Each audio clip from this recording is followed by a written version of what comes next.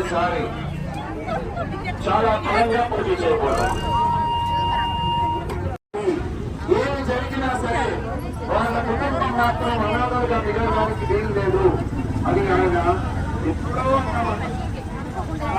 కొట్టచ్చు కదా.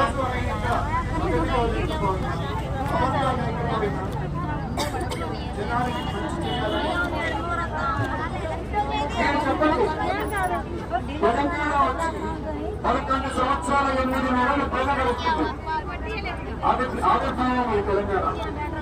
ఇప్పటికీ వర్గంలో డ్రైనేజ్ ప్రాబ్లంలు, సీసీ రోడ్డు ప్రాబ్లంలు, స్ట్రీట్ రోడ్డు ప్రాబ్లంలు, తాగునీరు అనేది ప్రతి సామాన్యుడికి మినిమం కావాల్సిన హక్కు. అది జీవన విధానం. నీరు అనేది మాట్లాడారు. తాగునీరు ఇవ్వలేని ప్రభుత్వం ఒక ప్రభుత్వమే కాదు.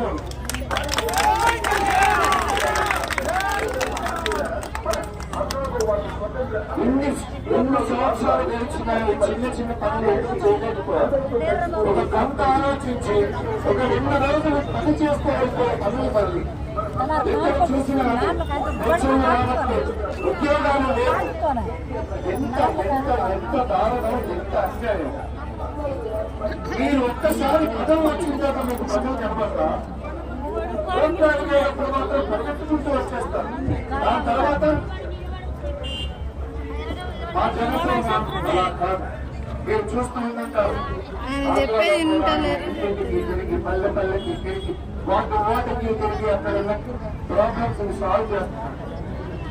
ఆయన అక్కడున్న అడవుల్లో కూడా రోడ్లు వేస్తున్నారే. మనకిక్కడ గిరిజన ప్రాంతాల్లోనే రోడ్లు వస్తున్నాయి. మన జన సముద్రం ఉన్న చోట సీసీ రోడ్లు లేకపోవడం కొట్టచ్చు కదా. అందుకే మీకు చెప్పాలనుకుంటున్నాను. ఓటుకి ఓటు అనేది ఈ రాజకీయ నాయకులు వాళ్ళ స్వలాభం కోసం తీసుకొచ్చిన ఒక విధానం. ఒక్కసారి ఆ విధానానికి దూరంగా చూడండి. ఒక్కసారి నీతి నిజాయితీకి ఓటు వేసి చూడండి.